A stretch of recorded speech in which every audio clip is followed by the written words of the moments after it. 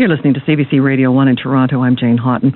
We've been talking about Toronto's money woes and the $500 million shortfall in its operating budget for several weeks now. But according to new reports from the Residential and Civil Construction Alliance of Ontario, that's just a drop in the bucket compared to the capital spending that's needed to maintain Toronto's services.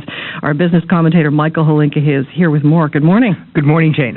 So how much money are we talking about here? Well, the drop in the bucket was really a reference to the fact that we're really talking about our water services for the most part. Oh, very cute. Well, in 1996, I mean, these are pretty sobering numbers. The GTA Task Force estimated that $55 billion, this is in 1996, by the way, would be needed over 25 years to properly build out. They included roads in this, but really sort of fundamentally water and sewer networks in the GTA. If you're talking about a 25-year time frame, and let's assume that it hasn't worsened, it probably has, by the way, in the past 11 years, but even assuming that, now we're talking about $2.5 billion a year over the next 25 years. Wow. Well, exactly. So we're talking about a $500 million shortfall, and everybody's getting all excited about that. Well, this exceeds it. That's, drop in the bucket, tip of the iceberg. Boy, the metaphors just come flowing out. Well, I'm sure they have a separate bank account for all of this because they knew that they'd have to pay for it, right? Yeah, I mean, it makes really fascinating reading. Both of the reports were put out were relatively long, but sort of just to get a flavor of it.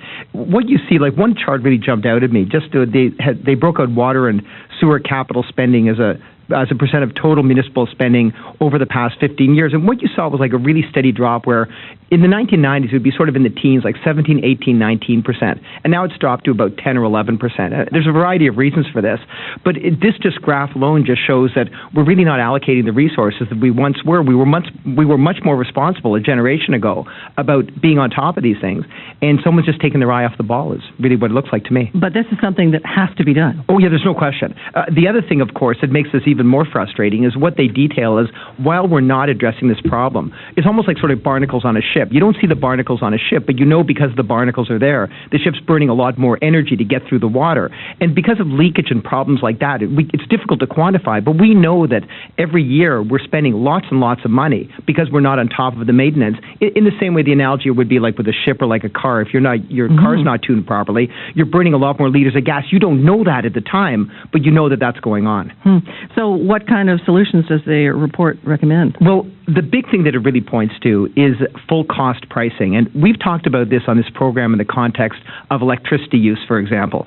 Right now, when we get charged for electricity, what we seem to be getting charged for, to the best of how I can break it out, is kind of like the variable cost of generating the electricity. What we're not factoring in is the cost of actually building, which are huge capital costs, building the projects in the first place.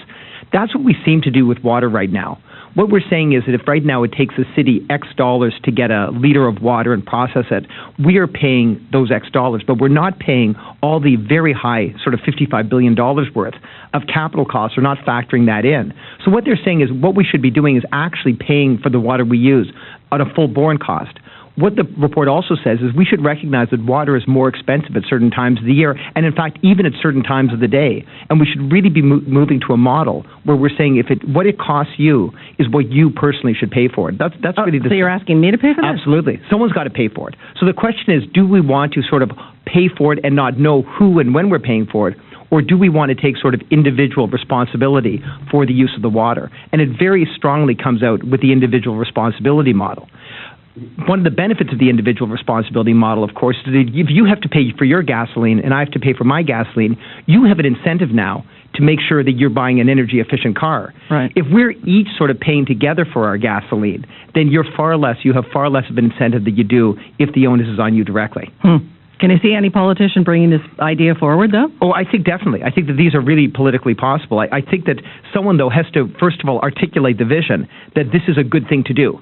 That what we should do is if you use it, you should pay for the service. Now, what will happen inevitably is that somebody will roll out the sort of single mother with several children or the elderly widow who can't afford it. And what it's going to take is somebody who's willing to say, well, you know what, I'm very sorry about that.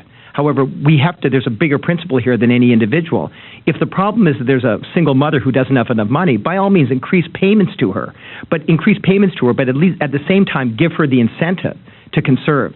and the same with the elderly widow. But isn't this the model where we expect our taxes to pay for these kinds of things, and that's why we pay taxes? Well, yes and no. This is the question. The question is, do we want to pay for these kinds of services out of general tax revenues, or do we want to pay for it individually and directly? This report is coming out very strongly and very unequivocally about the individual model. Okay. Thanks, Michael. Thanks, Jane. Michael Holinka is our business commentator. Jim, how's the traffic?